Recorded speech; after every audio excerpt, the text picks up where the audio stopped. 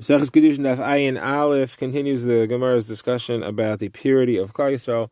We'll also talk about the various lands and what their levels of purity is, and speak more about the concern which we have to have about certain families and how you can establish whether a family is pure and you can marry into it and that they are not psulim or descended from psulim like mamzerim.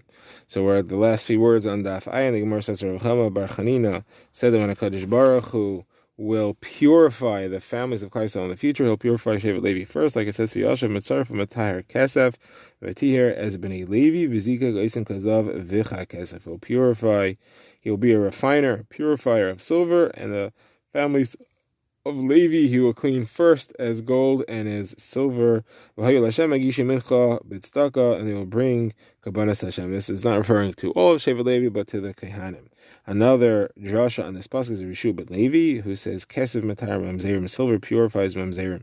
And people will be able to purify their status as Mamzerim based on the tzedakah that they will give Asid love in the future. Those Mamzerim will be accepted into Klal Yisrael. And that's why you could see that it says, Magishe Mincha Utzedakah, people who bring tzedakah through charity, tzedakah, Asa Kadosh Baruch Hu, Emisal, that HaKadosh Baruch Hu will do tzedakah with Klal Yisrael, that once a family of psulim is mixed in and people think of them as being sherim, they will remain sherim, but they will not be separated out again in the times of Mashiach. Now, the Gemara refers back to something which we said in the past on Daf Samach Tes, that there are three levels of land. There's all of Chutz La'aretz, which are considered to be completely mixed. A level above that is Eretz Yisrael, which is somewhat less mixed, and a level above that is Bavel, which is considered to be pure. And the Gemara Kosses of Yehuda says in the name of Shmuel, all the lands are like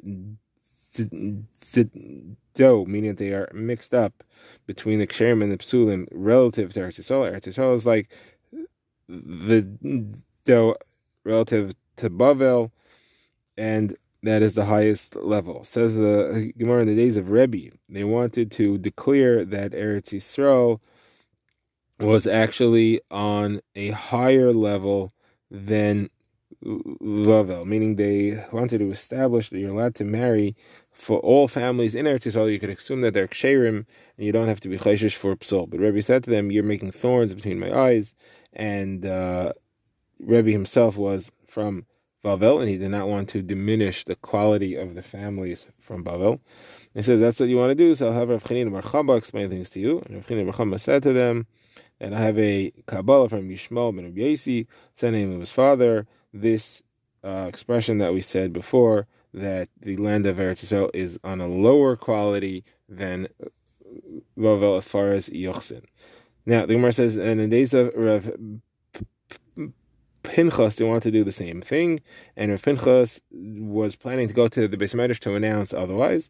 So he said to his servants, I'm going to say two things in the Beis Medrash, and then put me on a stretcher and run out, because Rav Pinchas was too old to run away, and he was afraid they were going to start up with him. So he came and he said, Midares, you don't have to shech the bird. And while the Talmidim were thinking about that, he threw out, all the lands are like the dough relative to Eretz Yisrael, and Eretz Yisrael is like the dough relative to Bavel. They put him on the stretcher and ran away, and they ran after him, and they were unable to catch him. Now, they wanted to see whether he was right in what he said, so they started investigating the families in Eretz Yisrael to see if they could be established as being pure, until they got to some chashav people that they were afraid to start up with, and therefore they stopped the investigation. It says, Rav Yechanan, I swear by the Heichel that we can show which families in Eretz Yisrael are psulim, but what could we do? Because there are great people, meaning strong people, in the generation that are amongst them, and therefore it would be a problem if we were to reveal that they are psulim. Now the Gemara says Rav Yochanan actually also Rav Yitzchak as well, because he says that once a family is mixed in, it stays mixed. We don't have to separate those families out, and that's why I don't have to identify who these families are. The mixed families will turn into ksherim la'asid lavai. Says the Gemara, there's a Tana that actually brings his opinion, that it says that there was a family called Veis Tzerifa on the eastern bank of the Jordan River, which was known to be Tahirim, and someone by the name of Ben Zion made them Timeim. By force, he made them Timeim, even though they really weren't. He made them Psulim. There was another one that was called, the Gemara doesn't say the name, that was known to be psulim and been seen with his force, with his political strength, he made them ksherim. Families like these are therefore wrong, and Eliyahu Navi will come and he will say whether they are kosher or psulim, and reestablish their rightful position. So the Gemara is medayek. It's only families like these, which through force or intentionally given the wrong halacha, that Eliyahu will straighten out. But those that became mixed in by mistake, Eliyahu is not going to change their halacha, and they will remain the way they are. And if they were assumed to be kosher, they will be ksherim as well. The Gemara quotes a brayso that says it was another family, and the Chachamim did not want to reveal who they were, that they were psulim, but the Talmidei Chachamim would tell it to their children once in 7 years to warn them not to marry them. And some say it was twice in the 7 years. As Menachem Bar Yitzchak, it's logical that it would be once in 7 years, because we have a brayso that says you do it as not often as possible, because if someone says, I'll either be a Nazir or I'll reveal who these families were, he should better be a Nazir and not reveal who they were. So you'll see we avoid saying these things as much as we can.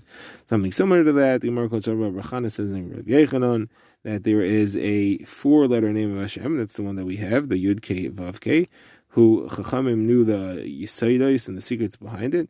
And they told it to their Talmidim once in 7 years, and some say twice in 7 years. And says Nachman Bar Yitzchak, it's logical to say that it's once in 7 years, because it says Zeshmi La'olam, which we read as Zeshmi La'aleim, that you should hide my name, you should hide the meaning of my name, and therefore it was revealed as not often as possible. Now, Umar goes a bit into a discussion of the names of Kadosh Baruch Hu. Rava wanted to teach the name Berabim, and an old man came to him and said, no, it says La'alim, La'alam means La'alim, and therefore you should hide it and not reveal it. Now, Ravina asked to steer between two psukim. It says Zeh Shmi, and it says Zeh Zichri. One is my name, and one is how you pronounce my name. Why aren't they the same? So Kadosh Baruch Hu said, you do not pronounce my name the way it's written. It's written Yud Kei Vav Kei, but you pronounce it Aleph Daled Nun Yud. Now that's the 4-letter name of Hashem. Now the Gemara goes on to the 12-letter name of Hashem. The Gemara quotes a brayso that says in the beginning they would teach the 12-letter name to everyone, but then there were pritzim who were using it inappropriately, and therefore they started to give it only to Kohanim Tzenuim, to the discreet Kohanim. And then they would say it by Birchas Kahanim quietly while everyone else was singing. Now, Raisa that Rav Tarfon says he once went up to hear his mother's brother, who was a Kohen, saying Birchas Kahanim, and he turned his ear towards the Kohen Gadol, and he heard him saying the 12-letter name under the singing sound of everyone else.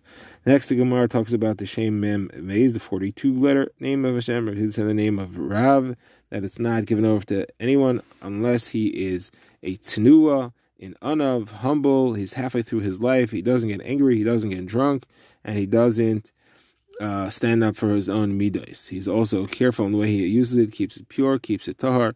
He's beloved above, and he's beloved below, and his fear is on all the creatures of the world, and then he inherits both worlds, this world and the next world.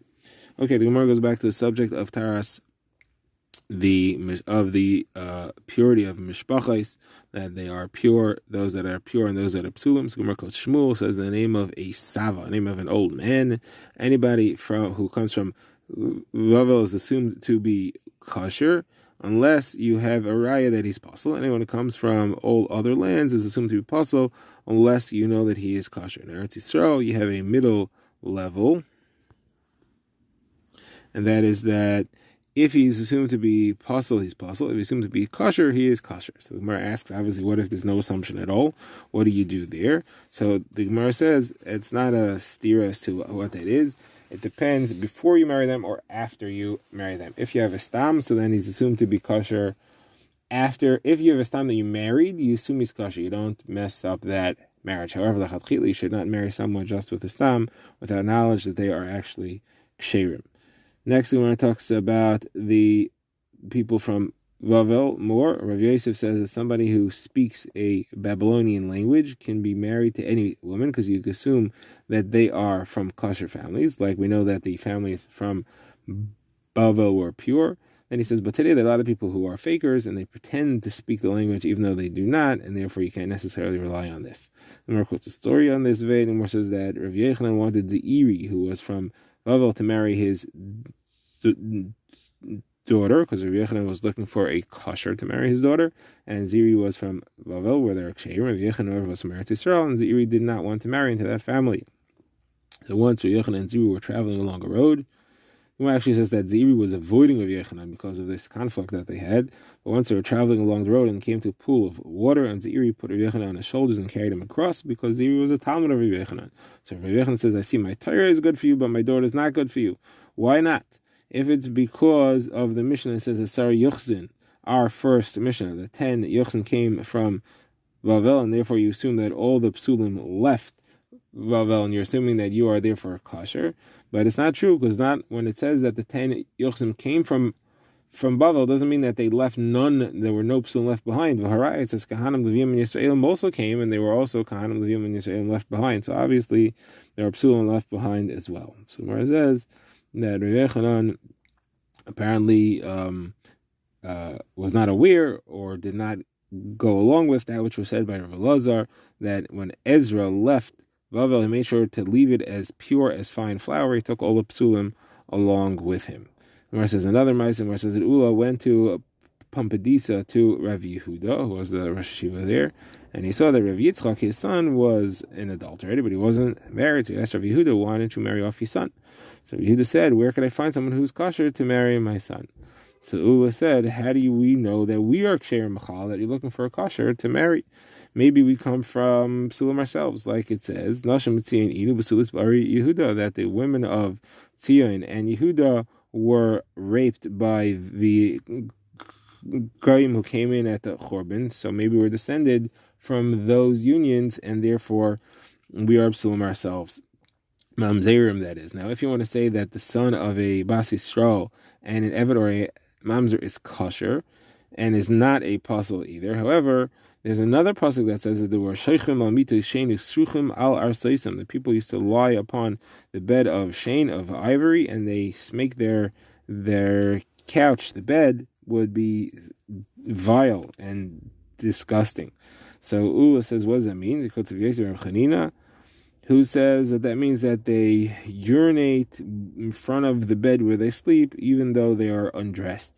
But Rabbi says, that's not the Reb Pshat, because Rabbi Avo showed that that's the wrong Pshat, because it says about these people, the rest of the pasuk there is Lachein Ati Iglu B'Rosh Goylim, they'll be the first ones to go into exile, and if they would do something as mild as that, it would not be a reason to go into exile. So therefore, Rabbi Avo said there's a different Pshat. These people eat and drink together, they connect the beds to each other, and they actually exchange wives with each other, and they end up with the zera on their beds that aren't theirs, and that's why they have sruchim arsoisam. The beds are disgusting. Now, based on that, you see that there's a lot of immoral behavior in our ancestry, and therefore we can't assume that we are ksherim either. So Rabbi Yehuda asked Ula, so what should we do? If we don't know if we're ksherim or not, what should we do? So Ula said, look, try to find a nice, quiet family, people who are agreeable, who don't start up with other people. And that's a siman of kashrus, because psulim often are very rude or quarrelsome individuals. Now, he says that was the method that they used to use in Eretz Yisrael to investigate whether someone is a kosher or not. If they saw two people that were fighting, whichever one would be the first to calm down, they would say that it is of a higher level of purity of yichus than the other one.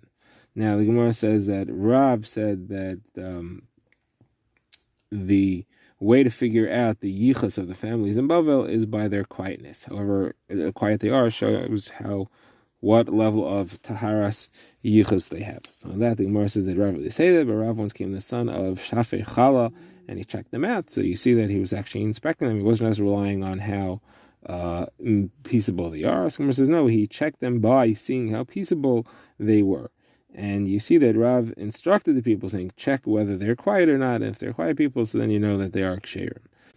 On a similar vein, the Gemara quotes Rav Yehuda in the name of Rav, and also we'll see that Rishu ben Levi says the same thing. If you see two families that are in a fight with each other, one of them must be a apostle, the other is likely kosher, and therefore HaKadosh Baruch Hu is keeping them apart, so they shouldn't do a shidduch with each other, and that's why there's a fight between them.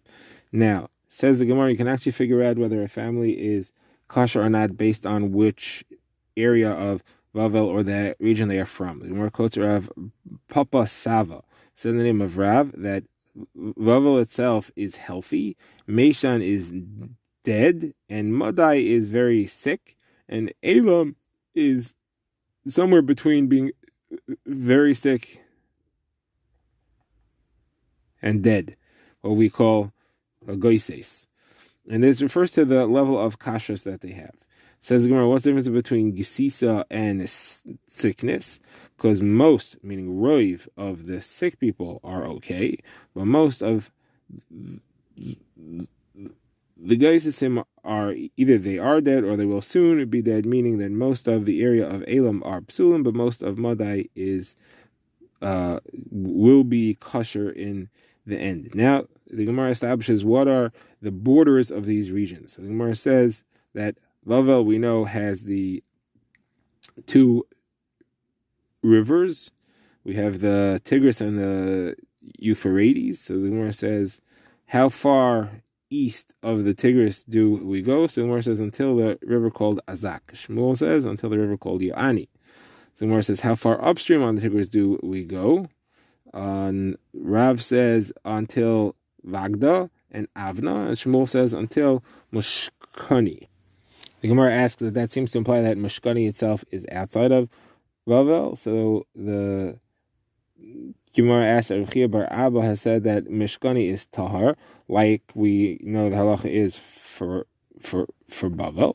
So the Gemara says Shmuel means until Mishkani and including Mishkani itself. Now, how far downstream do we go on the Tigris, on the Diglas? So Shmuel says until lower Apamia. The Gemara says there are two places called Apamia along the river. One of them Akshem, one are Psulim, and the way to figure out, and the space between them is one parsa, and they are very much in a fight with each other, and they don't marry into each other. They don't even lend a match to each other. And the way to figure out which one is which is because the place in which they speak the language of Meshan, that is the land of the Psulim, because as we said before, the people of Meshan are all Psulim. Now, along the Nahar Pras, the Euphrates River, how far upstream is the pure region of Vavel? So Rav says until Akra de Tobakni. Shmuel says until the bridge over Nahar Pras. And Rav Yechanan says until Mavar Gizma, which is possibly also a bridge or a place where there's a ferry that goes across the river. Now, Abaya, possibly Rav Yosef, cursed whoever relies on Rav's opinion. So Gemara asks if Shmuel is even more makel. He extends the area of kashrus even further. So the Gemara gives two answers. The Gemara's first answer is, yeah, he cursed anybody who relies on Rav and even more on Shmuel. And the second answer is that only Rav and not Shmuel, because the bridge was actually moved. In Shmuel's time, the bridge was further downstream than Akar de Tol Bakni, and therefore Shmuel, who said that it goes all the way up to Akar de Tol Bakne, was more makel, but it's only today where the bridge was actually moved by the Persians and it's further upstream.